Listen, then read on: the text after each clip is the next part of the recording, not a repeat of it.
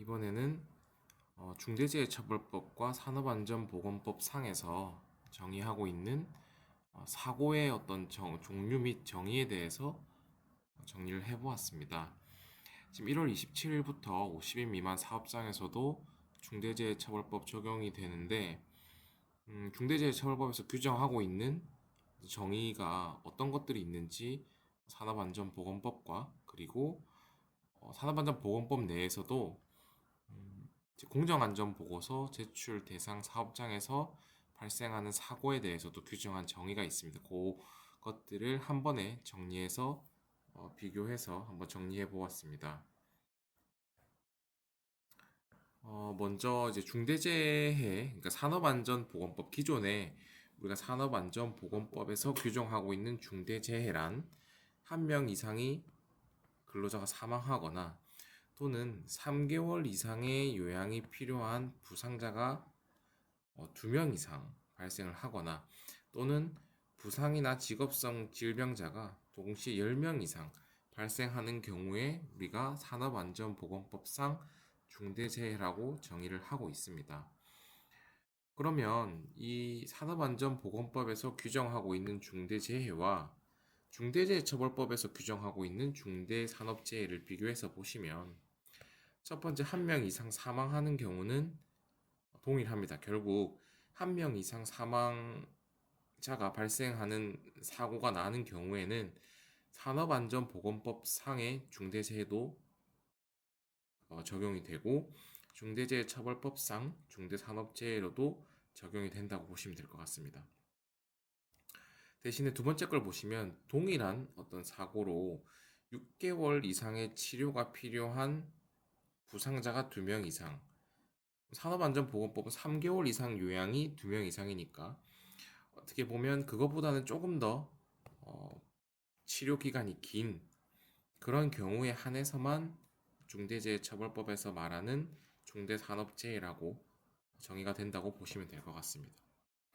그리고 이제 급성 중독 같은 경우는 산업안전보건법은 이제 동시에 10명 이상이지만 중대재해처벌법에서는 1년에 3명 이상 발생하는 경우에 중대산업재해로 규정을 하고 있습니다.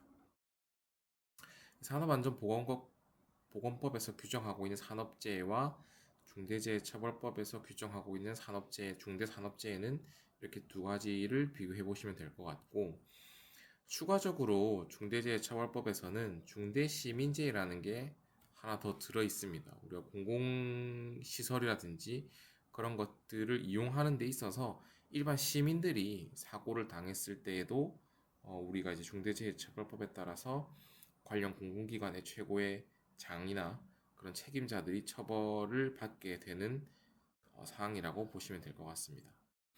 한 명 이상 사망하는 경우는 동일하고 이 밑에 두 가지만 좀 보시면 될 것 같습니다. 동일한 어떤 사고로 인해서 2개월 이상이 치료가 필요한 부상자가 10명 이상. 요거는 이제 사고와 좀 관련이 된 거고, 밑에 원인은 좀 보건 쪽인 질병과 관련된 거라고 보시면 될 것 같습니다. 동일한 원인으로 3개월 이상의 치료가 필요한 질병자가 10명 이상인 경우, 그런 경우에는 중대시민재해로 분류를 하고 있습니다. 두 가지는 이렇게 차이를 좀 보시면 될 것 같고, 그리고 추가적으로 또 유사한 내용이 중대산업재해가 아닌 중대산업사고라는 말이 있습니다. 요거는 전제 조건 자체가 이제 공정안전보고서 제출 대상 설비에서 대상 물질이 누출이나 화재 폭발로 인해서 발생한 사고에 한해서 중대산업사고를 판단하도록 되어 있습니다.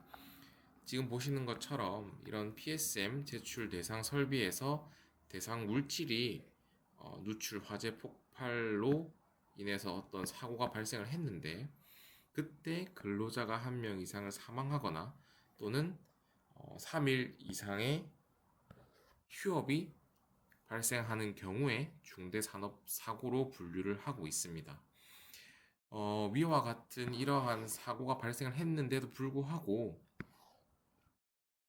근로자나 인근 주민의 피해가 없는 경우, 단순한 설비의 어떤 문제만 발생했을 경우에는 중대한 결함이라고 규정을 하고 있습니다. 이 두 가지를 제외한 나머지 모든 화학사고는 그 밖의 화학사고로 분류를 하고 있으니까 참고하시면 될 것 같습니다.